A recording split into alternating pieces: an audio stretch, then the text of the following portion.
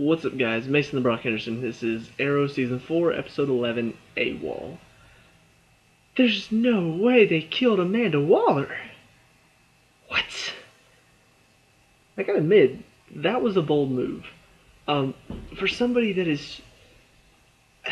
Especially because she's such a popular character, now especially with the Suicide Squad movie. I mean, she's been a big part of this series. And of course she's still gonna be around because of the flashbacks. But to have her die is just like, goodbye, head of Argus. Headshot. Whenever he put the gun on her, I thought to myself, okay, so somebody's about to do something, be like, wait, no, I'll tell you, or something. No, just pointed the gun, pop, little bullet hole. I was shocked. I really was, because I don't know why, but for some reason she seemed unkillable.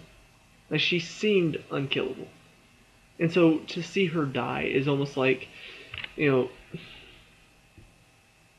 don't know. You just think about like those main villains that have just been, like the Joker.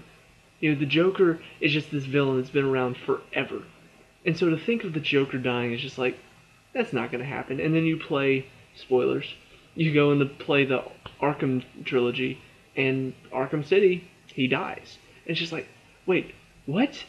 You can't kill off the Joker, but they did. And this was such a bold move because, one, it means that Amanda Waller's no longer the head of Argus, which means Lila might be. That would be an interesting move. But also, it takes away this character that you just feel like you want her on your side, but at the same time you don't want to work with her because you feel like you have to sell your soul a little bit to be able to work with her. But it was an interesting and bold move, in my opinion. The rest of the episode was fairly interesting. We finally got the Diggle brothers finally are starting to become more like brothers. John finally decides he has to trust Andy at the end of this episode, and of course Andy, this whole I'm gonna turn on my brother. Of course he's not gonna turn on his brother. We've already seen this so many times. But it was fairly interesting. The only thing that I would say didn't really capture my attention as much as it should have is the stuff going on with Felicity right now. It was interesting. It was kind of like, oh, she's hallucinating, but at the same time, I don't know. I feel like she's had this struggle before. She's had this struggle of, oh, I'm not good enough, or something along those lines. And I've actually seen this before recently. I'm watching Legends of Tomorrow currently, while it's running, and there was a character who was having this struggle. They were fighting inside of themselves. Should I not? What should I do? What should I do?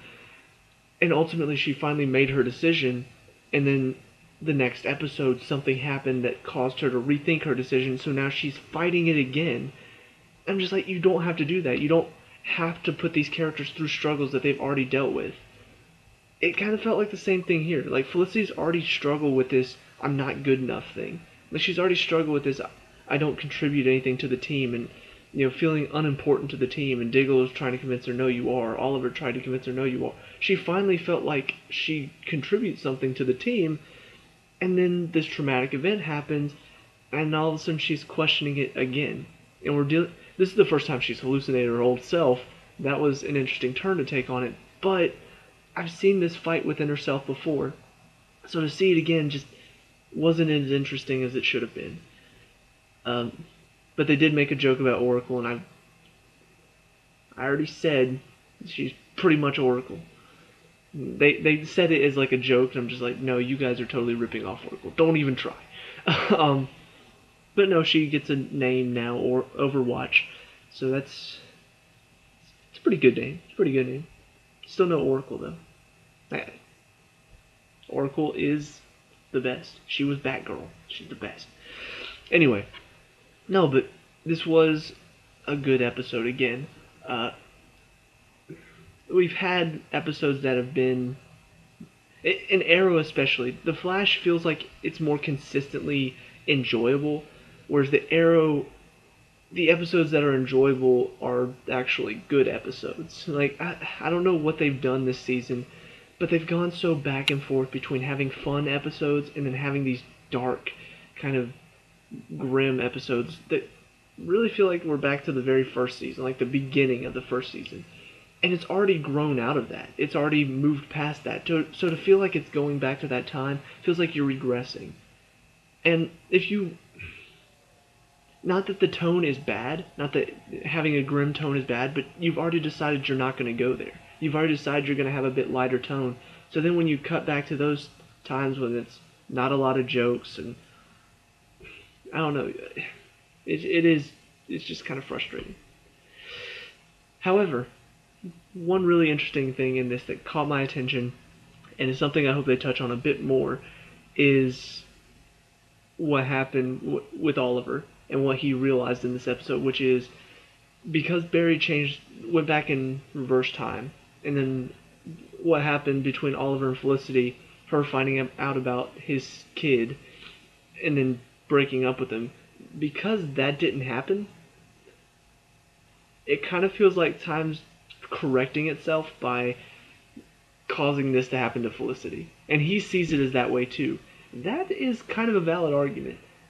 Still doesn't mean it was kind of funny, but at the same time, kind of a facepalm moment when he and Laurel are fighting, and she says, "Having been one of the few people here to have or having been the only other person here to have the privilege of dating you, let me tell you one thing that you should probably hear.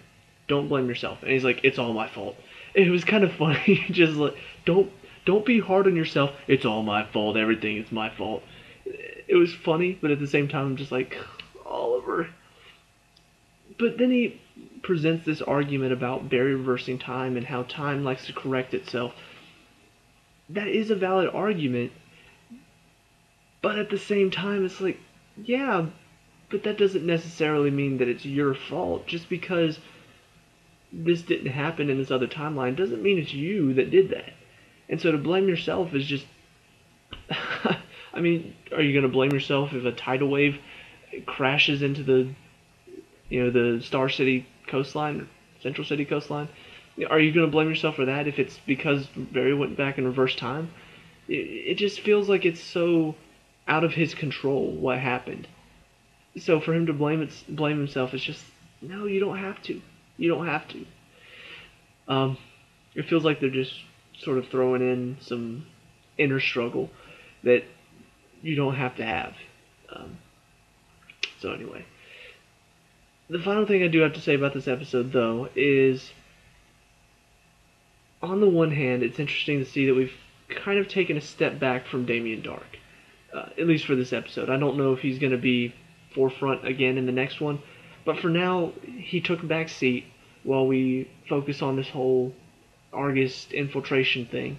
And even the flashbacks took a step back from Oliver on the island. Now we see the Diggle brothers, and then it ends with a Baron Ryder connection. I don't know why, but he was there, and I don't know. The flashbacks are still just kind of confusing at this point and feel unconnected to the main story, which is the first time they've done that, and I don't like it. It feels jarring. Actually, the flashback in this one connected a bit better because it was tying into what we're seeing currently with the Diggle brothers. So I actually did like the flashbacks in this one, but this is the first time this season I've really liked the flashbacks. So yeah, that's what I think of this episode. What did you think? Let me know down in the comments below. Leave a like and subscribe for more Arrow, and I'll see you at the next review. Peace out.